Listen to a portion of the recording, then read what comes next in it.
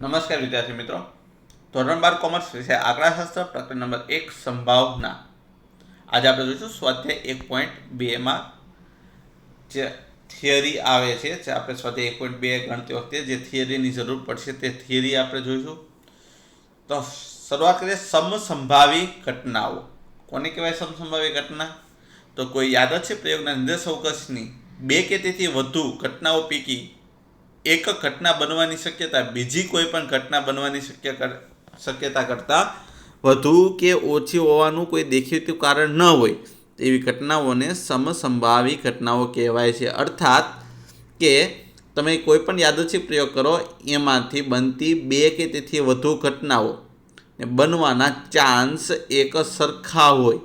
એટલે કે કોઈ એક ઘટના બને, એની અસર કોઈ બીજી ઘટના બને એની ઉપર વધુ કે ઓછી ન હોય, પરંતુ એક સમાન હોય, તો એવી ઘટનાઓને સમસંભાવી ઘટનાઓ કહેવામાં આવે છે, જેને ઇંગ્લિશમાં ઇક્વલી લાઇકલી ઇવેન્ટ્સ તરીકે ઓળખવામાં આવે છે. હવે સાનુકૂળ પરિણામો. કોઈ યાદચ્છિક પ્રયોગના નિર્દેશ અવકાશના પ્રારંભિક પરિણામો પૈકી જે પરિણામોથી અમુક ઘટના એ બની છે તેનો નિર્દેશ કરતા હોય તો તેવા પરિણામોને ઘટના એ બને તેના સાનુકૂળ પરિણામો કહે છે. હમણાં આપણે સ્વાધ્યાય 1.1માં આપણે પાછલા વિડીયોમાં જોયું હતું કે આપણને એવું કહેવામાં આવે કે 52 પત્તામાંથી કાળીનું પત્તું પસંદ થાય તો એને ઘટના એ કહીએ, તો કાળીના તમામ પત્તા એ ઘટના એ બનવાના સાનુકૂળ પરિણામો કહેવાય. બીજું ઉદાહરણ આપું વિદ્યાર્થી મિત્રો. આપણે એક સિક્કો ઉછાળીએ તો આપણને કુલ બે પરિણામ મળે, છાપ અને કાટ. પણ જો આપણે છાપ મળે તો એને આપણે ઘટના એ કહીએ, તો છાપ છે એ ઘટના એ બનવાનું સાનુકૂળ પરિણામ કહેવાય.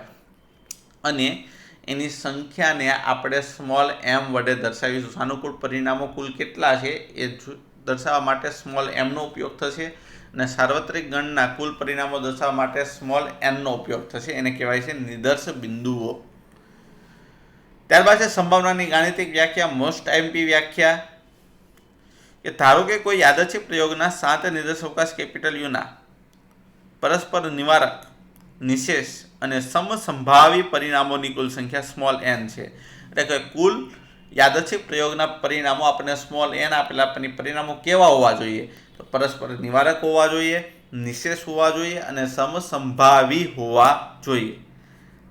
તે પૈકી એમ પરિણામો કોઈ ઘટના એ બનવાને સાનુકૂળ હોય, એટલે કે ઘટના એ બનવાના કુલ જે પરિણામો છે એ સ્મોલ એમ છે. તો ઘટના એ બનવાની સંભાવના કેટલી થાય? તો એમના છેદમાં એન જેટલી થાય. તો ઘટના એ બનવાની સંભાવનાને આપણે સંકેતમાં કેપિટલ પી ઓફ એ વડે દર્શાવીશું. પી એટલે પ્રોબેબિલિટી ઓફ એ. તો પી ઓફ એ બરાબર ઘટના એ બનવાની સંભાવના, જેને ગુજરાતી શબ્દમાં આવી રીતે લખાય: ઘટના એને સાનુકૂળ પરિણામોની સંખ્યા છેદમાં નિર્દેશ અવકાશના પરસ્પર નિવારક, નિશેષ અને સમસંભાવી પરિણામોની કુલ સંખ્યા. અને ઇંગ્લિશની અંદર એનું શોર્ટ ફોર્મ છે એમના છેદમાં એન. હવે એમ અને એન બંનેની કિંમત 0 કરતાં મોટી હોય છે, અને એમની કિંમત હંમેશા એન કરતાં નાની હોય છે અથવા તો એના જેટલી હોય છે. યાદ રાખજો વિદ્યાર્થી મિત્રો, એમ અને એનની કિંમત 0 કે 0 કરતાં મોટી હોય છે, જ્યારે એમની કિંમત એન કરતાં નાની હોય છે. અને એન શૂન્ય કે અનંત નથી તે નોંધવું, એટલે કે એનની કિંમત ત્યારે 0 હોય નહીં. એટલે કે એમની કિંમત 0 કે 0થી મોટી હોઈ શકે, પરંતુ એનની કિંમત હંમેશા 0થી મોટી જ હોય છે.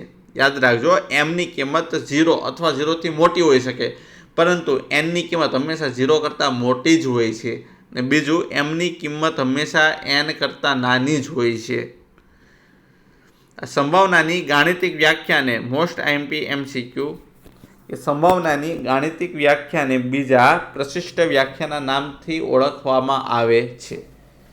તો તેની 3 ધારણા છે. એમાં પહેલી ધારણા ગાણિતિક વ્યાખ્યાની એ યાદચ્છિક પ્રયોગના નિર્દેશાવકાશના પરિણામોની સંખ્યા 7 છે, એટલે કે એના પરિણામોની સંખ્યા અનંત નથી, એટલે કે એના કુલ પરિણામો આપણે ગણી શકીએ છીએ.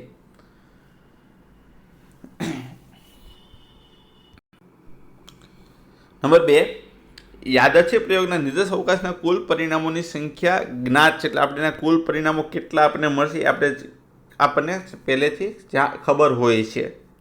અને યાદચ્છિક પ્રયોગના નિર્દેશ અવકાશના પરિણામો સમસંભાવી છે, એટલે કે દરેક પરિણામ મળે એની સંભાવના એક સમાન હોય છે. ત્યારબાદ પાછો એક એમસીક્યુની અંદર ત્રણ એમસીક્યુ મોસ્ટ આઈએમપી કે ભાઈ કોઈ પણ ઘટનાની સંભાવના હોય તો એની કિંમતનો વિસ્તાર 0 થી 1 સુધીનો હોય છે, એટલે કે 0 <= P of A <= 1. કાં તો આપણને આ પૂછે અથવા તો આ કોઈ પણ જો શબ્દમાં પૂછે તો 0 થી 1 અને સંકેતમાં કે તો 0 <= P of A <= 1. ત્યારબાદ અશક્ય ઘટનાની સંભાવના 0 હોય છે, એટલે કે P of phi બરાબર 0, અને ચોક્કસ ઘટનાની સંભાવના હંમેશા 1 હોય છે, એટલે કે P of U બરાબર 1 થાય.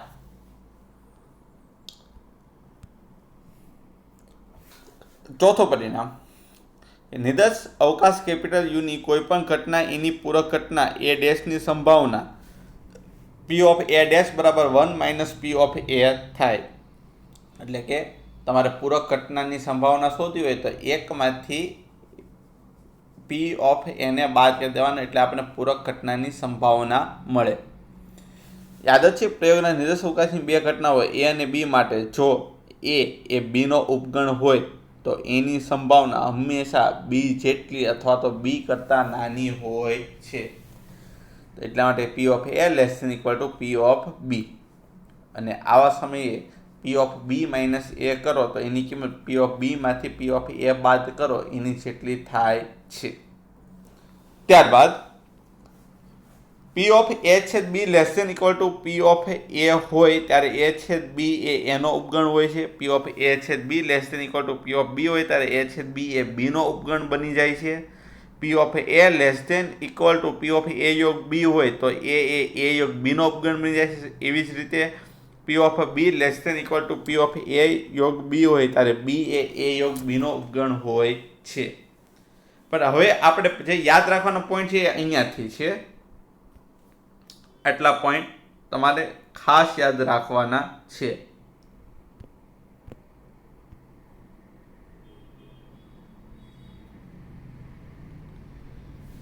P of A ડેશ છે B ડેશ. હવે આ ડેશ જે છે એ કૌંસની બહાર કાઢીએ ને એટલે આ જે છેદની જે નિશાની છે ને એ યોગ થઈ જાય, જે તમે અહીંયા જોઈ શકો છો.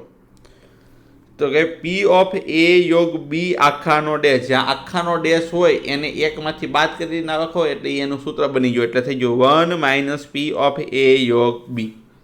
ત્યારબાદ P of A ડેશ યોગ B ડેશ, આ ડેશની અહીંયા કૌંસની બહાર કાઢો એટલે આ જે યોગ છે એ થઈ જશે છેદ, તો ત્યાં થઈ જશે P of A છેદ B આખાનો ડેશ, અને આખાનો ડેશ થાય એટલે એને એકમાંથી બાદ કરી નાખો એટલે 1 - P of A છેદ B.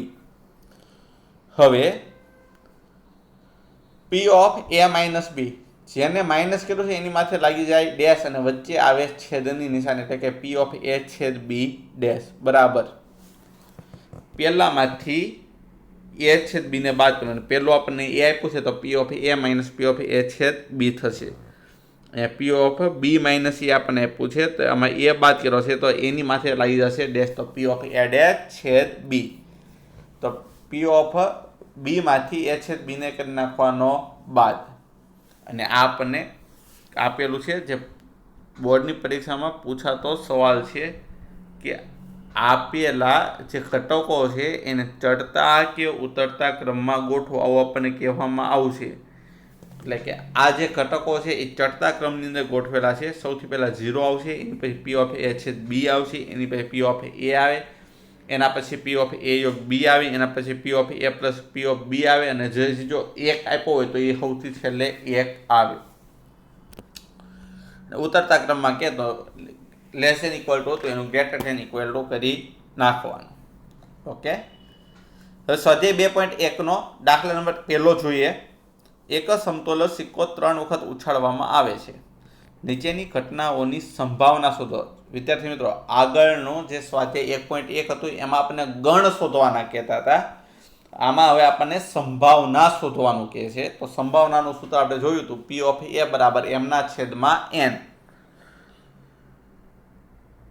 તો એક જ સમતુલ્ય સિક્કો 3 વખત ઉછાળીએ એટલે આપણને કુલ 8 પરિણામ મળે, જે અહીંયા મેં લખેલા છે યુ બરાબર HHH HTH THH TTH HHT HTT THT TTT આ કેવી રીતે મેળવવા એ સ્વાધ્યાય 1.1 પ્રશ્ન નંબર 1 પહેલામાં મેં શીખવાડ્યું હતું, પહેલા પ્રશ્નમાં. હવે આપણો પહેલો પ્રશ્ન છે કે બધી જ વખત છાપ મળે, પણ એ પહેલાં તમને એક વસ્તુ કહી દઉં, તમે આ પરિણામ ગણો 1 2 3 4 5 6 7 અને 8, એનો મતલબ એની કિંમત 8 છે, બરાબર. હવે બધી જ વખત છાપ મળે એને ઘટના જો આપણે એ કહીએ તો આપણે લખી શકીએ એ બરાબર બધી જ વખત છાપ મળે તે ઘટના. હવે આની અંદર તમે જોવો ને, બધી જ વખત છાપ મળે ને એવું આ એક જ પરિણામ છે HH, અરે H ને છાપ કહેવાય છે અને T ને કાટ. તો એવા આપણને કુલ કેટલા પરિણામ મળે છે? તો કે ભાઈ એક જ પરિણામ મળે છે, તો આપણી m ની કિંમત થઈ ગઈ 1. હવે સંભાવનાનું સૂત્ર મૂકીએ, P ઓફ A બરાબર m ના છેદમાં n.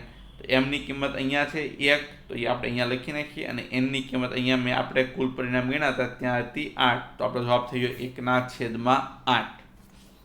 બીજો પ્રશ્ન, એક પણ વખત છાપ ન મળે. વિદ્યાર્થી મિત્રો, એક પણ વખત છાપ ન મળે એનો મતલબ શું થાય? બધી જ વખત કાટ મળે. તમે અહીંયા જુઓ ને, બધી જ વખત કાટ મળે એવું પરિણામ કયું? આ છે T T T, એક જ પરિણામ છે. તો પાછા આપણે જવાબ ચેક કરીએ. B બરાબર એક પણ વખત છાપ ન મળે તે ઘટના, એટલે કે ત્રણેય વખત આપણને કાંટો મળે, તો B બરાબર થયું T T T. તો m ની કિંમત થઈ ગઈ 1, કારણ કે એવું એક જ પરિણામ છે એટલા માટે m બરાબર 1. અને P ઓફ B બરાબર m ના છેદમાં n બરાબર 1 ના છેદમાં 8. હવે નંબર 3 માં લખ્યું છે કે ઓછામાં ઓછી એક વખત છાપ મળે, તો ઓછામાં ઓછી 1, તો 1 અથવા 1 થી વધુ વખત છાપ મળે. તો આપણે જોઈએ 1 અને 1 થી વધુ વખત છાપ મળે એવા પરિણામો કુલ કેટલા આપણને મળે છે? HHH HTH, કારણ કે આમાં 3 છાપ છે, આમાં 2 છાપ છે, આમાં 2 છે, આમાં 1 છાપ છે, 2 છાપ, 1 અને 1 છાપ, એવા કુલ આપણને 7 પરિણામ મળે છે. તો m ની કિંમત થઈ ગઈ 7 અને n ની કિંમત છે 8, તો આપણો જવાબ થઈ ગયો 7 ના છેદમાં 8. નંબર 4,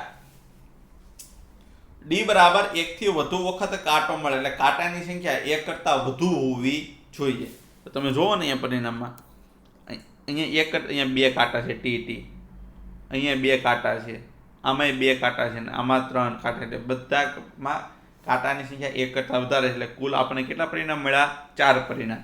તો P ઓફ D બરાબર આપણે લખીએ m ના છેદમાં m છે 4 અને 8, 4 દુ થશે 8, તો આપણો જવાબ થઈ જશે 1 ના છેદમાં 2.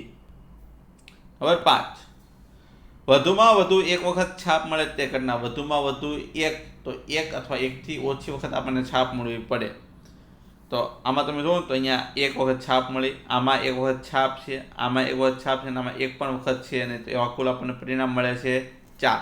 તો P ઓફ E બરાબર m ના છેદમાં n, એટલે કે 4 ના છેદમાં 8, 4 થાય 8, તો 1 ના છેદમાં થશે 2. F બરાબર 2 થી ઓછી વખત છાપ મળે. 2 થી ઓછી વખત છાપ મળે એટલે પહેલું જ પરિણામ થઈ ગયું કે આની અગાઉનું, કે 1 અથવા 1 થી ઓછી વખત. તો 1 ના કુલ કેટલા પરિણામો છે? 4 પરિણામો છે. તો આપણો ફરી P ઓફ F બરાબર થઈ ગયું m ના છેદમાં n, 4 ના છેદમાં 8, એટલે 1 ના છેદમાં 2. છાપ અને કાંટો વારાફરતી મળે, એટલે કે પહેલા છાપ મળે, પછી કાંટો મળે, પછી પાછું છાપ મળે, અથવા તો કાંટો મળે, છાપ મળે અને કાંટો મળે, તો એવા કુલ 2 પરિણામ છે. તો m ની કિંમત થઈ ગઈ 2. તો P ઓફ G બરાબર m ના છેદમાં n, એટલે 2 ભાગ્યા 8, તો 4 દુ થાય 8, તો જવાબ આવ્યો 1 ના છેદમાં 4. નંબર 8, H બરાબર કાંટાની સંખ્યા છાપ કરતા વધુ મળે તે ઘટના. કાંટાની સંખ્યા છાપ કરતા વધારે હોવી જોઈએ. તો અહીંયા છાપ 1 છે, તો કાંટો 2 છે, તો 1, આ 1 પરિણામ થઈ ગયું. અહીંયા છાપ 1 છે, કાંટા 2 છે, બીજું પરિણામ છાપ 1 કાંટા 2, અહીંયા છાપ 1 કે કાંટો 3 વખત, તો કુલ કેટલા પરિણામ આપણને મળ્યા? 4 પરિણામ, તો 4 ભાગ્યા 8 થશે 1/2. ત્યારબાદ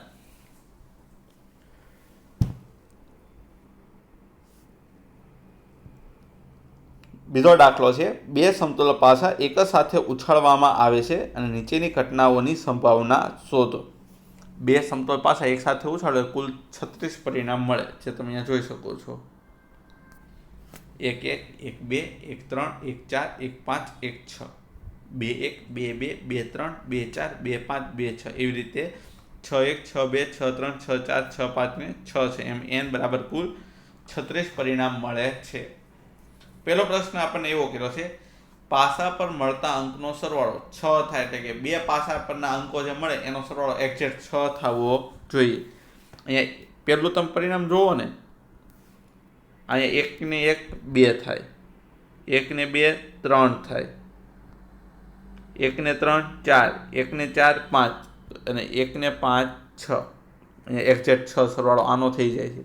ત્યાર એની પછીના પરિણામ 1 6 છે, એનો સરવાળો 7 થાય. હવે નીચેની લાઈન 2 ની લાઈનમાં 2 ને 1 3 ન આવે, 2 ને 2 4 ન આવે, 2 ને 3 5 ન આવે, પણ 2 ને 4 6 આવશે, 2 ને 5 7 ન આવે, 2 ને 6 8 ન આવે, કારણ કે 6 એક્ઝેક્ટ થવું જોઈએ.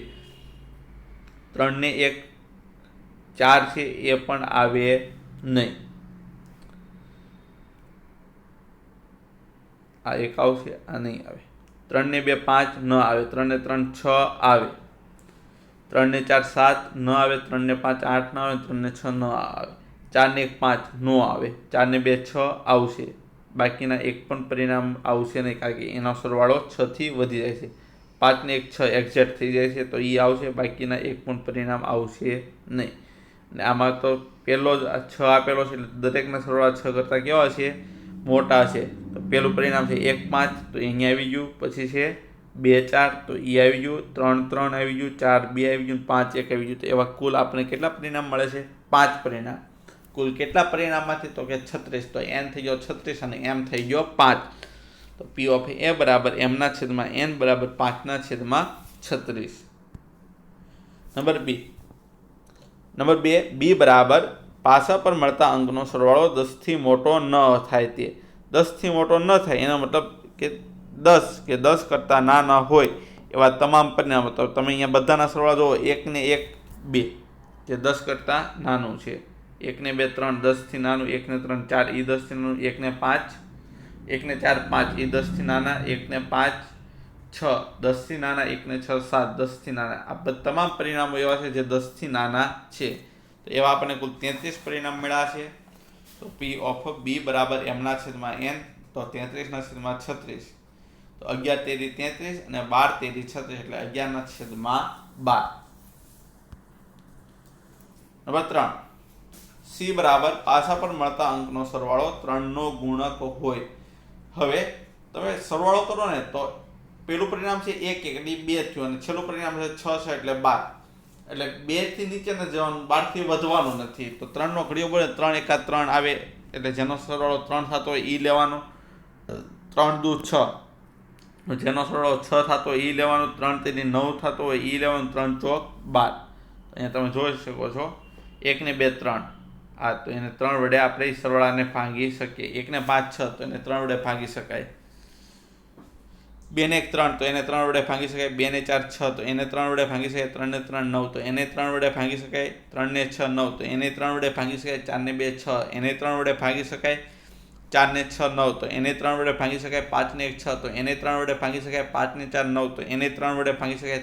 6 ને 3 9, તો એને પણ 3 વડે ભાંગી શકાય. અને 6 ને 6 12, તો એને પણ 3 વડે ભાંગી શકાય. તો આવા કુલ પરિણામોની સંખ્યા આપણને અહીંયા 12 મળે છે. તો p ઓફ c બરાબર m/n બરાબર 12/36 બરાબર 1/3. હવે ચોથું, d બરાબર પાસા પર મળતા અંકનો ગુણાકાર 12 થાય, એટલે કે બે અંકો છે એ બંનેનો ગુણાકાર કરીને તો 12 થઈ જવો જોઈએ. તો અહીંયા તમે જોઈ શકો છો 2 × 6 12, 3 ચોક 12, 4 તેરી 12 ને 6 દુ 12. તો એવા કુલ કેટલા પરિણામ આપણને મળે છે? 4.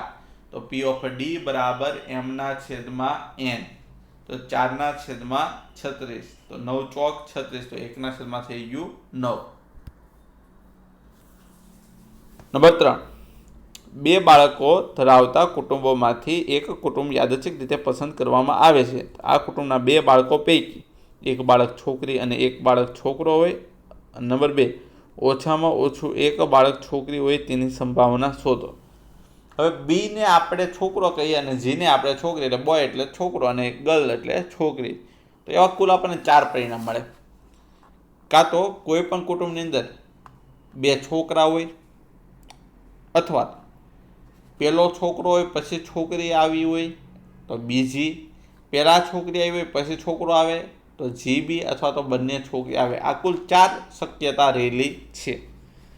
એમાંનું પહેલું, એક બાળક છોકરી અને એક બાળક છોકરો હોય.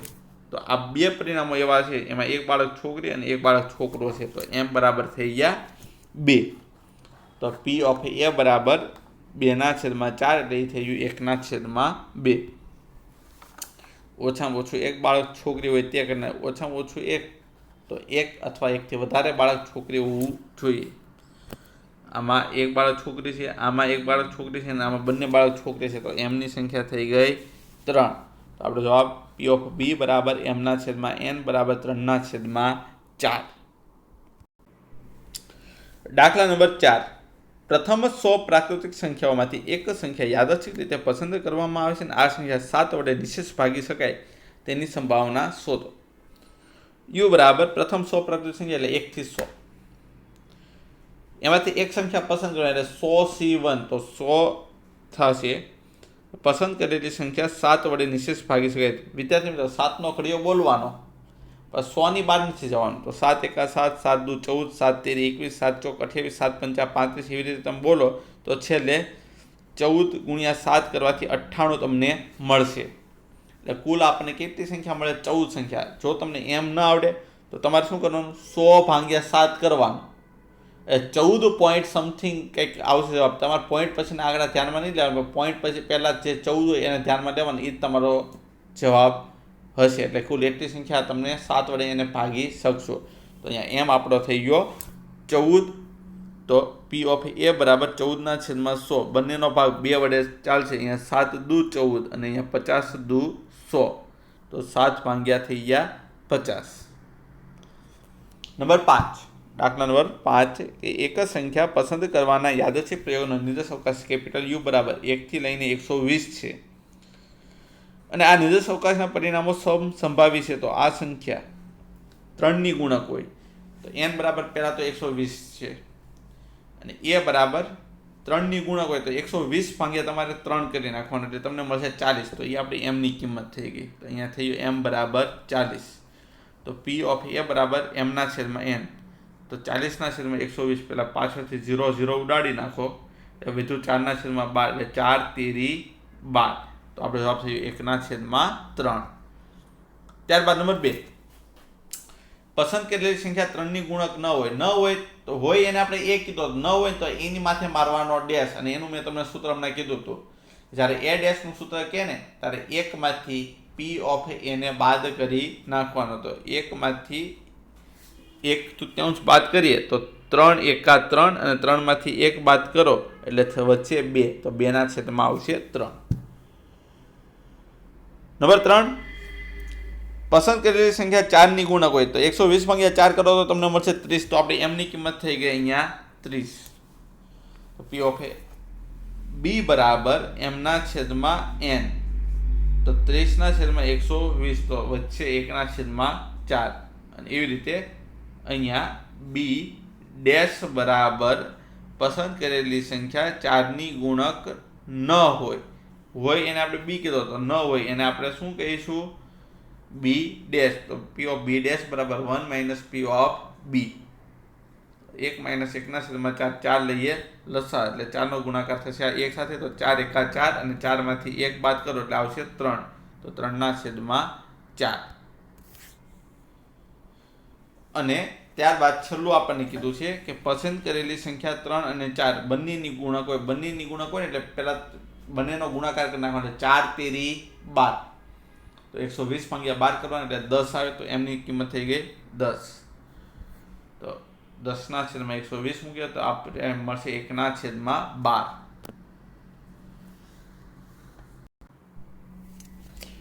રેન્ડમ શબ્દના બધા જ અક્ષરોનો ઉપયોગથી બનતી તમામ ગોઠવણીમાં, અહીંયા ગોઠવણી આપ્યું છે એટલે અહીંયા ક્રમચય લાગશે, પસંદગી આપ્યું હોય તો સંચય લાગે.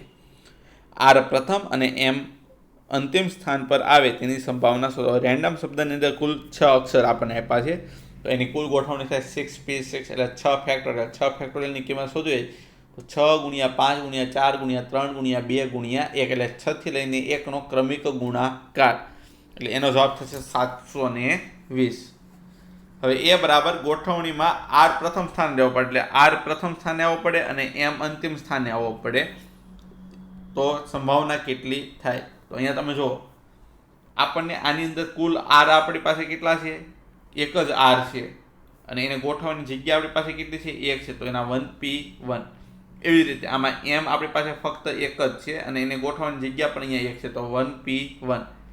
હવે આર અને એમ સિવાય એના 4 અક્ષર વધ્યા, a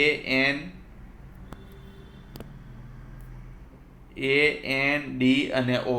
આ 4 અક્ષર ગોઠવવા માટેની જગ્યા અહીંયા આપણને 4 મળે છે, 1 2 3 ને 4, તો એના 4p4. તો આપણે એમની ગણતરી કરીએ તો 1p1 × 4p4 × 1p1. 1p1 એટલે 1 ફેક્ટોરિયલ, 4p4 એટલે 4 ફેક્ટોરિયલ અને 1p1 એટલે 1 ફેક્ટોરિયલ.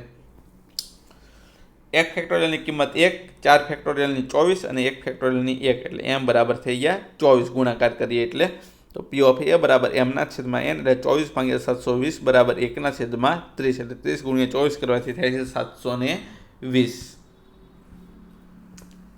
દાખલા નંબર 7. ઓરેન્જ શબ્દના બધા અક્ષરોથી બનતી તમામ ગોઠવણીમાં સ્વર પહેલા, ત્રીજા અને છઠ્ઠા સ્થાને આવે એની સંભાવના શોધો. તો ઓરેન્જમાં કુલ 6 અક્ષર છે, તો એની ગોઠવણી 720 થાય. એમાં સ્વર 3 છે, ઓ, એ અને ઈ, અને વ્યંજન 3 છે, આર, એન અને જી. તો સ્વર 3 1 2 અને 3, અને ગોઠવવાની જગ્યા પણ 3 1 2 અને 3, તો એના 3p3. હવે વધ્યું વ્યંજન કુલ છે 3, એને ગોઠવવાની જગ્યા પણ 1 2 ને 3, તો એના પણ 3p3. તો 3 ફેક્ટોરિયલ × 3 ફેક્ટોરિયલ એટલે 6 × 6 એટલે 36. તો p ઓફ a બરાબર m/n, તો 36/720. તો આપણે ખબર છે 36 દુ 72 થાય છે, તો 1/20 આપણો જવાબ આવશે. વિદ્યાર્થી મિત્રો, આશા રાખું છું કે આજના વિડીયોની અંદર આપણે સમજ પડી છે. આભાર. જય હિન્દ, જય ભારત.